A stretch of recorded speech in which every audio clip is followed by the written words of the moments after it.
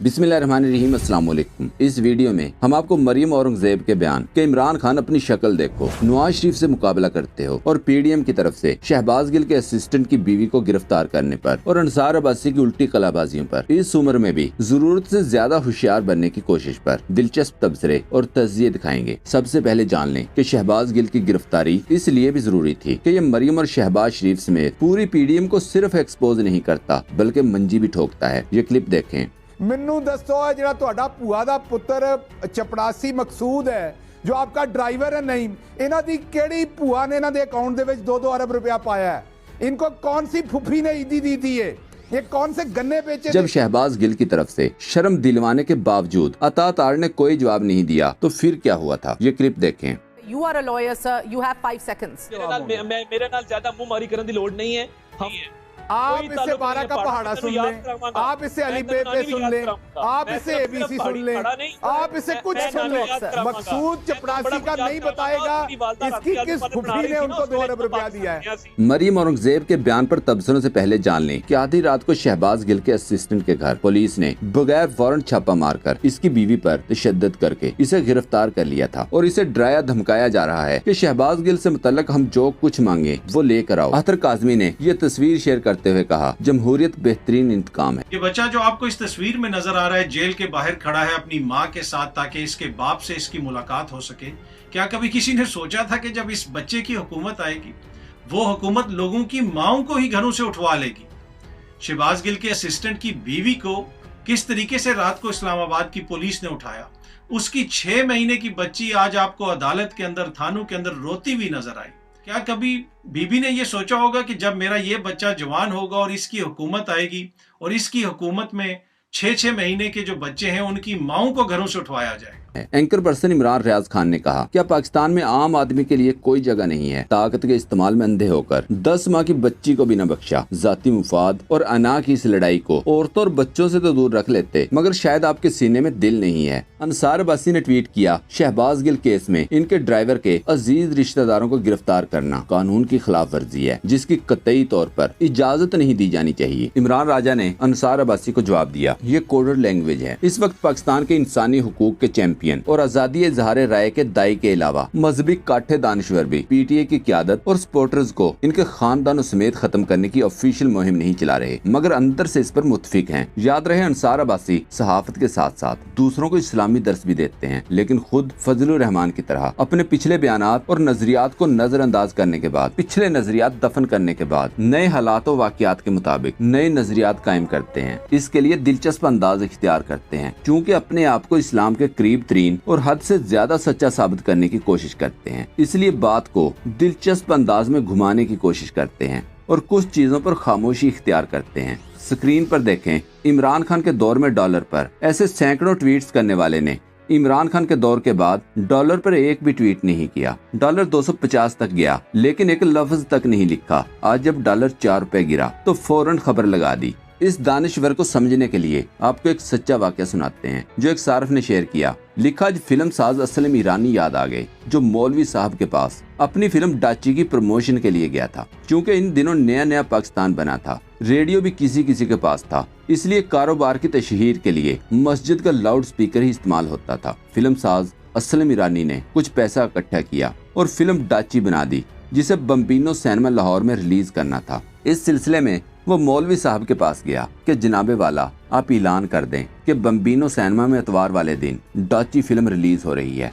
जिसके 3 शो होंगे। मौलवी साहब ने जब ये सुना तो आग भगोला हो गए और बोले कि कम वक्त तू हमसे ये क्या करवाना चाहता है? अब मस्जिद से भी फिल्म और बेहयाई की तशहीर की जाएगी। असलम ईरानी ने जब ये सुना तो जेब से एक पैकेट निकालकर मौलवी साहब को थमा दिया कि सरकार कुछ अनायत करें, मेरा इस फिल्म पर बहुत पैसा लगा है, अगर फिल्म ना चली तो मैं तो तबाह बर्बाद हो जाऊंगा। मौलवी साहब ने पैकेट खोला जिसमें नोट भरे हुए थे। थोड़ी देर सोचा और पूछा, पहला शो कब है? असलम ईरानी ने सारी तफसील बता दी। मौलवी साहब ने कहा, अच्छा तो तुम जाओ, जुमे वाले दिन कुछ करता हूँ। जब जुमा का दिन आया तो मौलवी साहब ने खुतबा शुरू किया जिसमें बढ़ती हुई बेहयाई पर गुफ्तगू की गई कि किस तरह मगरबी कल्चर हमें तबाह कर रहा है, नौजवान नस्ल तबाह हो रही है, हम सब सिर्फ नाम के मुसलमान हैं और अमल कोई नहीं करता। अब यही देख लो, तुम लोग यहाँ तो सर हिला रहे हो और अच्छी अच्छी बातें सुन रहे हो, मगर मैं जानता हूँ कि तुम लोगों ने इस पर अमल नहीं करना। अभी नमाज पढ़कर बाहर जाओगे। अगर किसी ने बता दिया कि बम्बिनो सिनेमा में इतवार वाले दिन नई फिल्म डाची लगेगी जिसमें सधीर, नीलो, नगमा और जीनत है, तो तुम लोगों ने वहाँ भाग जाना है कि मौलवी को तो सुन लिया, अब गुलूकार माला अहमद रुश्दी और मसूद राना की बेहतरीन आवाज में गाने भी सुन लें। दीन का किसी को नहीं मालूम, मगर ये जरूर जानते हैं कि हज़ीं कादरी ने स्टोरी लिखी है और एक्शन और बेहयाई से भरपूर फिल्म होगी, क्योंकि हीरो सदीर और विलन मजहर शाह है। मस्जिद में दाखिला मुफ्त है, मगर नमाजियों की तादाद देखो। वहाँ 1 रुपए की टिकट भी खरीदोगे, मगर जाओगे जरूर। बस यही तरीका वारदात आज तक जारी है। याद रहे, अंसार अब्बासी पिछले 2 दिन से ये साबित करने और बयानियां बनाने की कोशिश कर रहे हैं कि पीटीआई बहुत बड़ी मुसीबत में फंस चुकी है। अंसार अब्बासी ने ट्वीट किया, मैं हमेशा कहता हूँ कि इमरान खान साहब को एस्टेब्लिशमेंट से टकराव की सियासत नहीं करना चाहिए, लेकिन टक्कर के लोगों ने इन्हें मुश्किल में डाल दिया है। खान साहब को सोचना चाहिए, इन्हें धक्का किसने दिया। इस पर इरफान जिलानी ने कहा, आप टेंशन न लें, पाकिस्तानी कौम के होते हुए इमरान खान को कोई परेशानी नहीं है। किसी के पेट में कोई एडवेंचर करने का मरोड़ उठ रहा है तो वो शौक पूरा करके देख ले। अंसार अब्बासी ने एक और ट्वीट में कहा, इमरान खान जीतते जीतते हार रहे हैं। क्या वो अपनी एक के बाद एक गलती का तदारक कर सकते हैं या देर हो चुकी है? इस पर इरफान जिलानी ने जवाब दिया, आपको जिस नून लीग ने ये खबर फैलाने के लिए दी है, इनसे कहें इमरान खान अब पाकिस्तान है और पाकिस्तान को हराने वाला अब तक किसी माँ ने नहीं पैदा किया। इख्तिशामुल हक ने ट्वीट किया, हमजा शहबाज के लिए लंदन रवाना और अरशद शरीफ के लिए दुबई भाग गया का लफ्ज लिखने वाले भी कहते हैं कि हम साफ और शफाफ सहाफत करते हैं। अंसार अब्बासी ने एक और ट्वीट किया था, जो इस वक्त मुसीबत में हैं और मुझ समेत कई लोगों का मजाक उड़ा रहे हैं, झूठे इल्जामात लगा रहे हैं। इनसे सख्त इख्तलाफ के बावजूद इनका तमस्खुर उड़ाने का हामी नहीं। इस पर इमरान राजा ने जवाब दिया, इतना मत डरो, वक्ती कामयाबी तुम जैसे मुनाफिकीन को मिलती है तो समझने लगते हैं कि हम कामयाब हो गए। न तमस्खुर उड़ाने की तुम लोगों में औकात है, न ही अवाम को मुंह दिखाने की। तुम टाउट हो, टाउट ही रहोगे। याद रहे, इससे पहले इमरान खान ने भरपूर तैयारी के साथ भरपूर जवाब दिया था। तमाम लिफाफों की एक बार में ही धज्जियां उड़ा दी थी। हुकूमत ने जो एक बयानिया गढ़ा था या बनाया था, जो खड़ा किया था या जो गड़ा खोदा था, एक तो वो अपने गड़े में खुद ही गिर गए हैं। दूसरा, जो इम्पोर्टेड सरकार ने पूरा एक बयानिया बनाया था, उसको लपेट लपाट के इमरान खान साहब ने OLX पे लगा के बेच दिया है।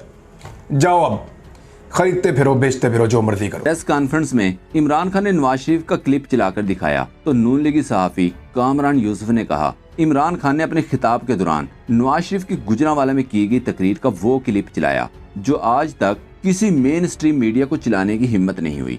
इसलिए जब वो क्लिप चला तो सारों ने म्यूट का बटन दबा दिया। इस पर अजहर मशवानी ने जवाब दिया, ऐसा क्या कहा था नवाज शरीफ ने जिसे आज तक चलाने की किसी की हिम्मत नहीं हुई और इसको क्या सजा मिली? इस पर इमरान खान की प्रेस कॉन्फ्रेंस के बाद मरियम औरंगजेब अपने होश ही खो बैठी थी, जो मुंह में आया बोलती चली गई। पर इल्जाम लगा तो अपना मुकाबला करते हो, अपनी शक्ल देखो और नवाज शरीफ के साथ मुकाबला करो।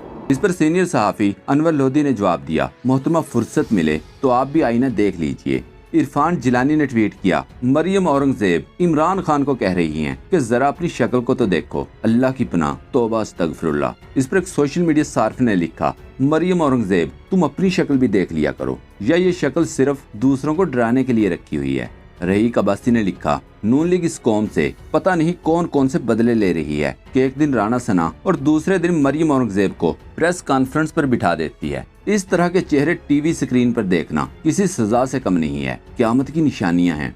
एक सोशल मीडिया सार्फ ने लिखा, मरियम औरंगजेब साहबा तो इमरान खान को शक्ल का तंज ऐसे मार रही है जैसे पिछले 50 सालों में मिस वर्ल्ड का अवार्ड खुद वसूल करती रही हैं। कमल शोजब ने पीडीएम की ऊपर तले प्रेस कॉन्फ्रेंसेस और मरियम औरंगजेब को जवाब देते हुए लिखा, फौरी और हर तरह का झूठ, और वो भी पूरी बेशर्मी और डिठाई से घिर घिर करने वाली मशीनें फिर तेल देकर छोड़ दी गई हैं। कमल शोजब ने मरियम औरंगजेब को जवाब देते हुए मजीद लिखा, झूठ की मशीनें और इनके मालिक इमरान खान से शदीद खौफजदा हैं। इन सियासी बोनों की बुखलाहट का ये आलम है कि लंदन भागा हुआ चोर भी पूछता है कि मेरे आने से कहीं इमरान खान और मजबूत तो नहीं हो जाएगा। अवाम को कातिल महंगाई से रोजाना मारते हैं और स्क्रीन पर बैठकर इमरान इमरान करते हैं। इनके पास अवाम को बताने के लिए कुछ भी नहीं है। अपनी नालायकी, नाअहली और करप्शन अब खुलकर आया हो गई है। सरकारी गुलाम तर्जमान मरियम औरंगजेब को आटा चीनी के भाव याद नहीं, महंगाई का जिक्र नहीं, अवाम के रिलीफ की एक बात भी नहीं, ये तो उल्टा तकलीफ देने आती है। दूसरी तरफ शहद पीने वाला, टिकट कलेक्टर, अदालत के बुलाने पर लंगड़ाने वाले आजकल स्क्रीन पर अवाम को मजीद चढ़ाने आते हैं। कराची की बातें हर मर्तबा इनकी नाहली बदनीयती और चोरी की दास्तानें सुनाती हैं, मगर हाय रे बेशर्मी और मुनाफकत। जरताज गुल वजीर ने ट्वीट किया, वक्त बदलते देर नहीं लगती। ये नाहल इम्पोर्टेड हुकूमत के जोकर्स को अच्छी तरह जान लेना चाहिए। इतना जुल्म करो जितना सह भी सको। तुम्हारे तो लीडर ही पहली फुर्सत में लंदन भाग जाते हैं, बाकी क़यादत और सपोर्टर्स को बेयारों मददगार छोड़कर। मलिहा हाशमी ने ट्वीट किया, पंजाब हुकूमत ने 25 मई को अवाम पर तशद्दुद करने वाले अफसरान के खिलाफ कानूनी कार्रवाई के लिए कमर कस ली है। वैसे कमर चाहे ना भी कसें, कमर कसने से कुछ नहीं होगा, फौरन कार्रवाई करनी चाहिए। दोस्तों, पाक ट्यूब 24 को सब्सक्राइब करना ना भूलें, लाइक करें, शेयर करें और कमेंट सेक्शन में अपनी राय का इजहार जरूर करें। शुक्रिया।